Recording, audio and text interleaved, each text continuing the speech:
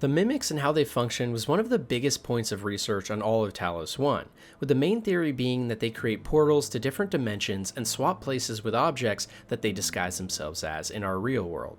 But one very rare transcript in game might just reveal some very peculiar versions of these other dimensions.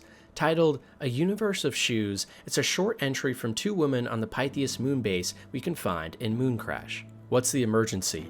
This mimic you brought me. Something is definitely wrong with it. It keeps throwing various shoes at me? Are they nice shoes? I'm serious. It's like punching holes to somewhere. A universe of shoes, I don't know. But my point is, someone with sufficient typhon abilities and a strong attachment to someplace else, like a place like Earth? Yes, exactly. I think you could open a door, maybe even walk through it. It would be more like getting sucked through a very tiny straw. I think I could tweak the containment shield to stabilize the mimic.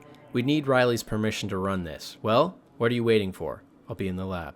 In this entry, it's implied that mimics can transform into things they haven't yet seen before, in theory, from other dimensions. And if this is true, could this power potentially be harnessed in order to travel to new and interesting space-time dimensions themselves? For me at least, this gets my mind racing on a potential Prey sequel, where at some point in the game we could gain the ability to travel to new and super varied locations and new dimensions that would provide a huge variety in environmental design and allow us to use our powers in more interesting ways. And more than anything, it's just another example of how cool and deep the lore of Prey goes when you dig more into it.